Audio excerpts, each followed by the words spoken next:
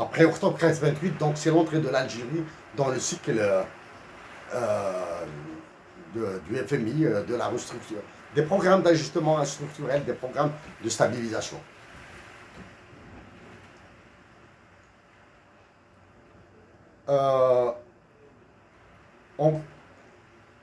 Nous sommes en juin.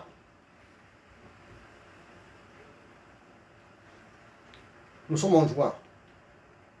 En juin 92, c'est l'homme qui a tenté de sauver l'Algérie. Ou du moins, de faire ce qu'il pouvait pour l'Algérie. Mohamed Boudiaf qui a été assassiné. Nous sommes en juin. Nous sommes aussi en juin. La commémoration de l'assassinat de Lounes Matoub en juin 96. Lounes Matoub, en plus d'avoir été assassiné en juin 96, il continue d'être, il est victime d'un assassinat continu.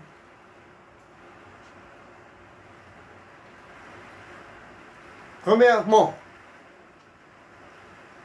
en l'utilisant pour faire valoir. Deuxième raison, tout son travail pour la patrie d'abord et la question anthropologique est ignorée.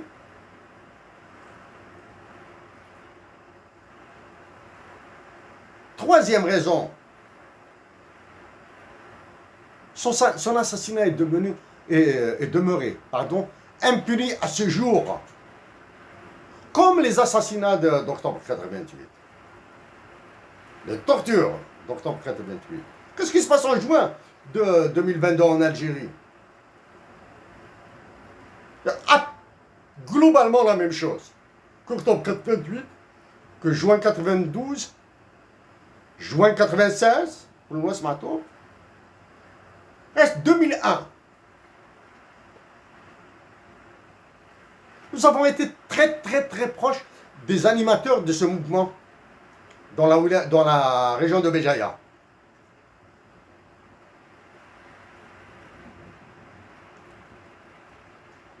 Les revendications des manifestants à partir d'avril 2001, après l'assassinat de Garmah Massinissa à Douala,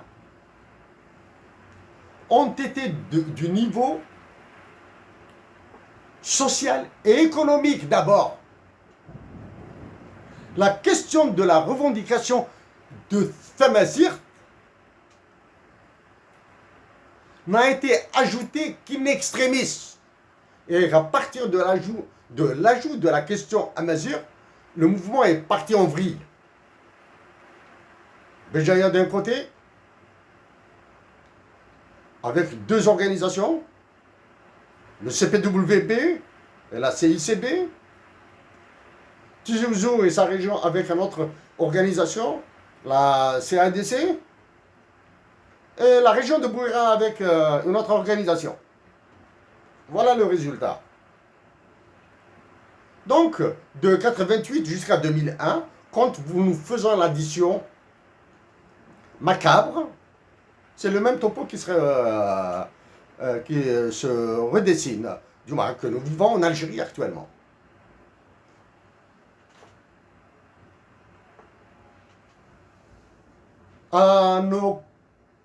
Ce que nous dirons maintenant est valable pour toutes les régions de Tindouf, de Tamanrasset, dans les Aurès, c'est valable. Hein. Il concerne la région de Béjaïa. Et cette fameuse mine dite de Terramine. Nous connaissons très bien Ouadamezor et toute sa région. À nos chers compatriotes de Ouadamezor et à nos chers compatriotes d'Algérie et à tous les compatriotes d'Afrique du Nord, du Mali et du Niger et du Tchad surtout, Mali et Niger, nous allons fournir quelques indications. Elles seront valables pour les Nigériens et les Maliens.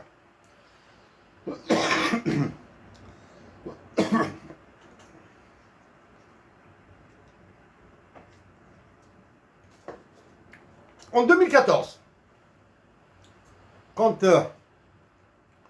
la question Amazir s'est reposée, nous avons attiré l'attention des Algériens sur la partition de l'Algérie et sur les dérives de la Banque d'Algérie. Nous avons reçu ce que nous avons reçu comme critique. Nous avons reçu. Dans ce que nous avions dit en 2014 et 2015, nous avons cité nommément le projet de Teramine à Ouadamezor. Donc ce n'est pas aujourd'hui que nous découvrons Teramine à Ouadamezor.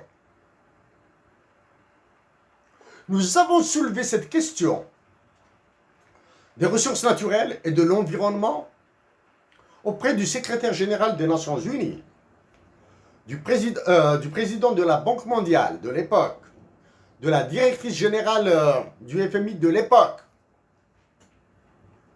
Nous l'avons avec des lettres officielles. Nous avons obtenu des réponses de la part du secrétaire général de l'ONU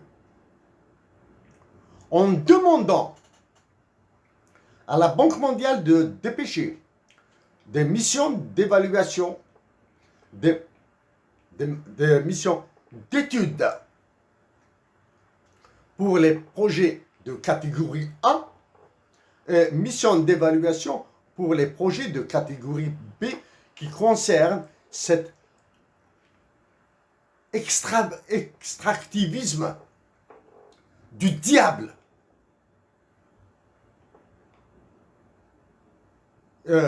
qui vient d'être lancé en Algérie.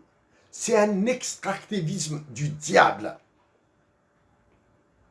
Ensuite, nous avons repris toujours ces projets d'extractivisme en incluant d'autres protocoles additionnels. Le principe de l'équateur, par exemple.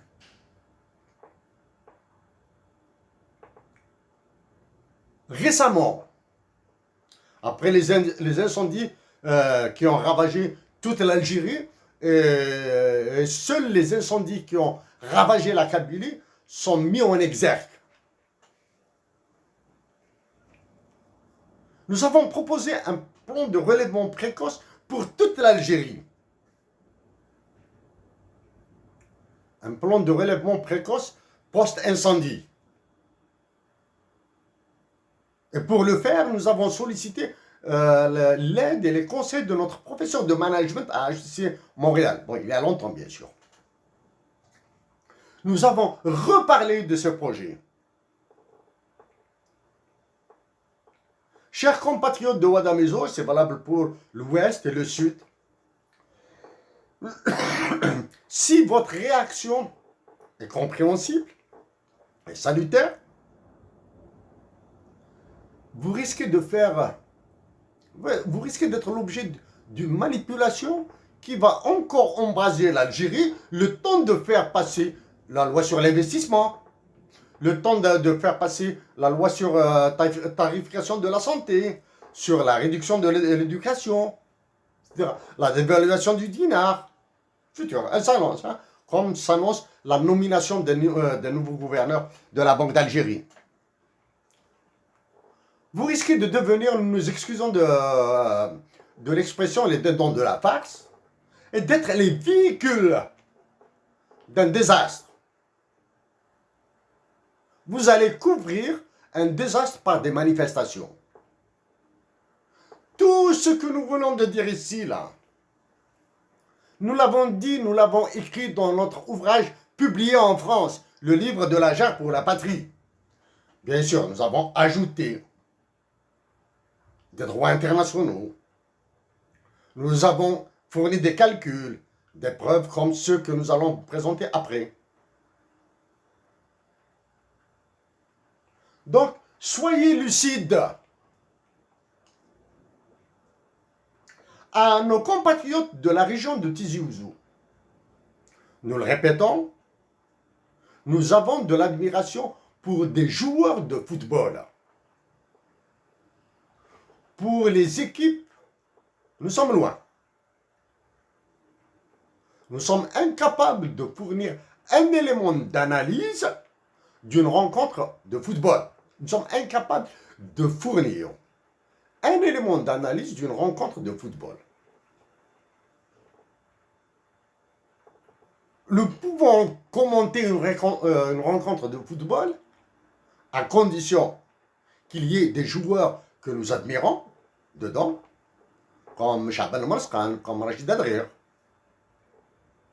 comme Diego Maradona, le prophète du football. Ce sera un commentaire plus, en plus d'être subjectif, il sera plus sentimental. Comme nous sommes incapables d'analyser, de commenter pourquoi les défenseurs comme ça, les attaquants comme ça, les milieux comme ça, le gardien comme ça, nous sommes incapables de fournir. Ce qui se passe autour de la JSK sans le roussi. Avant, c'était les syndicalistes de l'ENIAM et les travailleurs de l'IAM qui étaient en ébullition. Nous pensons avoir participé à mettre de la sagesse et de la raison dans leurs actions. Nous pensons. Mais après, c'est la JSK. Elle est de tous les événements négatifs. Nous attirons votre attention que pour embraser encore plus la Yougoslavie, des mafias de toutes les parties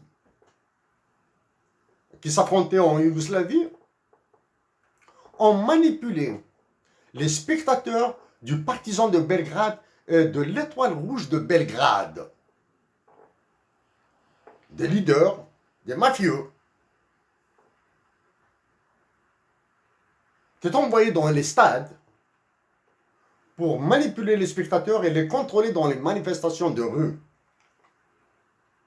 et désigner ceux qui s'occuperont de la violence.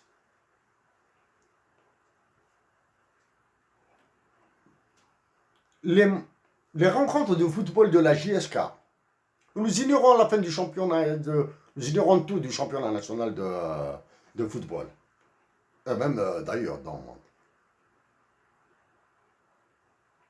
Doivent être surveillés comme du lait sur le feu. Et nous demandons dès à présent à l'état-major de l'armée d'éviter toute manipulation des spectateurs et d'éviter d'empêcher les autres de manipuler les spectateurs. Parce que ce à quoi vous avez consenti, la vente de l'Algérie, la prédation de l'Algérie, votre peur de l'Occident,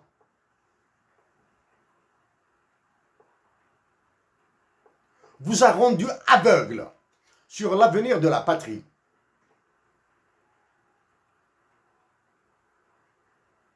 Sur ce point, nous sommes à ce jour surpris par l'absence d'action, au moins décrite comme ça, au sens large, d'une manière très générale. Nous sommes surpris par l'absence des attachés de défense et militaires en France, en Angleterre, au Canada, aux États-Unis, en Russie, en Chine. Ils sont absents. Ce serait excessivement grave de leur part s'ils demandaient, par exemple, la résidence permanente dans ces pays ou bien d'acquérir la nationalité de ces pays, s'ils ne l'ont pas déjà fait, pour éviter de rentrer définitivement en Algérie. De rentrer en Algérie.